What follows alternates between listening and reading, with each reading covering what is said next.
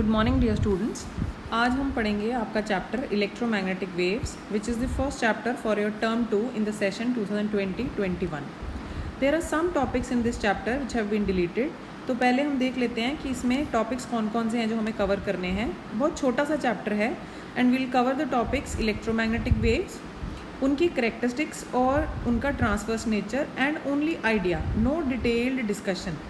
Electromagnetic spectrum, as you have already read in chemistry, spectrum contains radio waves, microwaves, infrared, visible, UV और उनके uses is in your syllabus. So the first thing which comes in our mind is what do you mean by electromagnetic waves? As you can see in this picture, there are vibrations of electric and magnetic field in the medium. The medium can be vacuum also, यानी एक unique property जो EM waves की है वो ये है कि ये वैक्यूम में भी ट्रैवल कर सकती हैं। और ऐसी वेव्स जिनमें साइनोसाइडल वेरिएशन होती है इलेक्ट्रिक और मैग्नेटिक फील्ड की at right angles to each other as well as right angles to the direction of propagation, which means कि अगर वेव एक्स एक्सिस में प्रोपोगेट कर रही है तो electric field can be in y axis, it can be in z axis, and let us consider then the variation of the electric field is along y axis. तो मैं उसको लिखूँगी EY is equal to E naught sin kx minus omega t, जहाँ पे E naught will be the peak value as you have already read, and sin gives you the variation, and k is 2 pi by lambda which is known as angular wave number, और omega is the angular frequency. And इनके बारे में आपने 11th में already पढ़ लिया है. This is the way to represent a sinusoidal wave.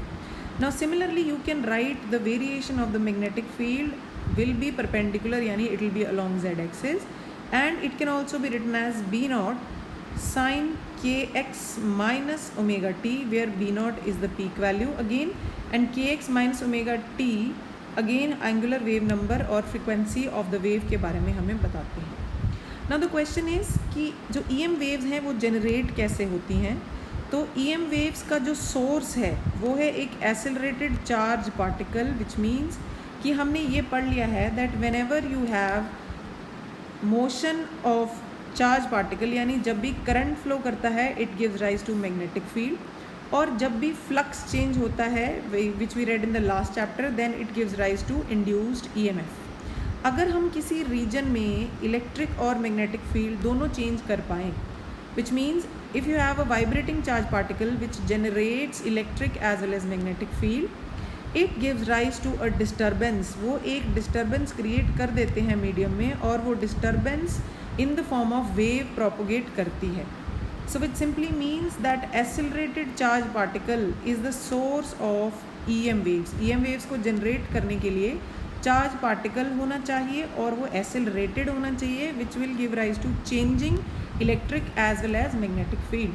A simple example is as you throw a stone in the water, the ripples are in the form of a disturbance which propagate in the medium. Similarly, if you have accelerated charge particle, it can give rise to EM waves. Also, the EM waves can be generated with the help of technology, like हम अपने घरों में देखते हैं microwaves हैं, gamma rays can also be generated, infrared can also be generated. तो हम technology की हेल्प से भी EM वेव जनरेट करते हैं. And the natural source of EM waves is sun.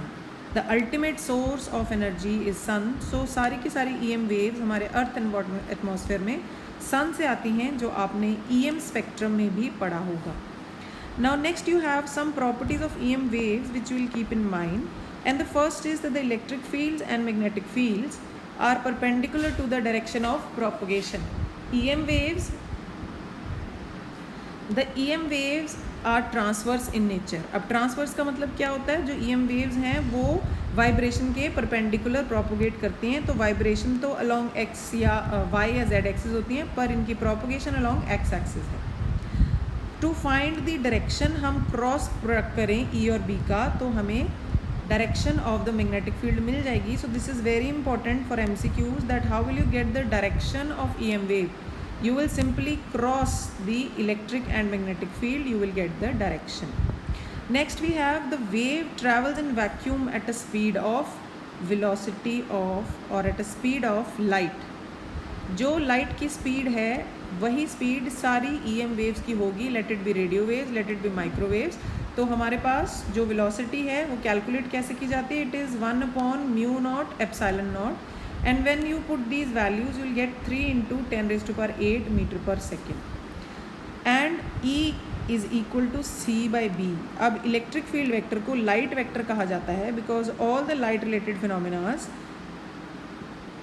are related to this component, and the relation between electric field vector and magnetic field vector is E/B is equal to C। तो out of these two अगर आपको एक factor पता है तो आप second calculate करके equations बना सकते हैं। Then you have the electromagnetic waves, they all travel in vacuum, so they do not require any medium, they all are having common velocity which is the velocity of light। तो अगर आपको कभी पूछा जाए that what is the ratio of velocity of gamma rays to microwaves, तो आपका answer होना चाहिए 1:1 because they are all having same velocity in vacuum which is 3 × 10⁸. Now these are all the EM waves which start from gamma and and at radio. अगर हम increasing wavelength में चलें और अगर हम इंक्रीजिंग फ्रीक्वेंसी में चलें, no this is very important, अगर आप इंक्रीजिंग फ्रीक्वेंसी में इस ऑर्डर को लर्न करना चाहते हैं then there is a mnemonic which is Roman man invented. ये आपको लर्न हो जाएगा increasing frequency, Roman man invented very unusual x-ray guns. ठीक है, ये याद करने का तरीका है कि फ्रीक्वेंसी बढ़ रही है। कई बार आपको क्वेश्चन आता है arrange them in increasing order of frequency and decreasing order of wavelength. तो R stands for radio waves, M stands for microwaves, I stands for infrared, V stands for visible, U stands for UV radiations, X stand for x-rays and G stands for gamma ray. तो ये increasing frequency का order है, आपको किसी भी तरह से आ जाए आप उसको अरेंज कर पाओगे with the help of this mnemonic. Next you have this as the electromagnetic spectrum. Now in this electromagnetic spectrum you can see that the frequency is increasing as you move from radio waves towards gamma rays. तो फ्रीक्वेंसी बढ़ रही है और wavelength घट रही है और उसका ऑर्डर यहाँ पे लिखा है। आपके सिलेबस में इलेक्ट्रोमैग्नेटिक स्पेक्ट्रम की अलग अलग वेव्स की यूजेस और प्रोडक्शन है। तो आप देख सकते हैं कुछ यूजेस तो आपको अच्छे से पता ही हैं, कुछ यूजेस हम लर्न कर लेंगे। So you can see again radio waves की वेवलेंथ सबसे ज़्यादा और फ्रिक्वेंसी कम, then you move toward the microwave, then you have infrared, visible, UV, x-ray and gamma is having the highest penetrating power. इसकी penetrating power सबसे high है, ठीक है, और इसकी फ्रीक्वेंसी भी मैक्सिमम है। So maximum frequency but minimum wavelength because wavelength is inverse of frequency by the relation C is equals to nu lambda.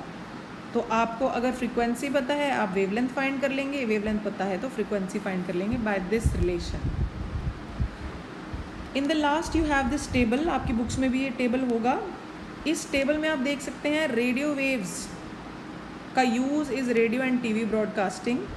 There are some more uses given in your book, तो आप वो uses पढ़ सकते हैं, but the most important is radio and TV broadcasting.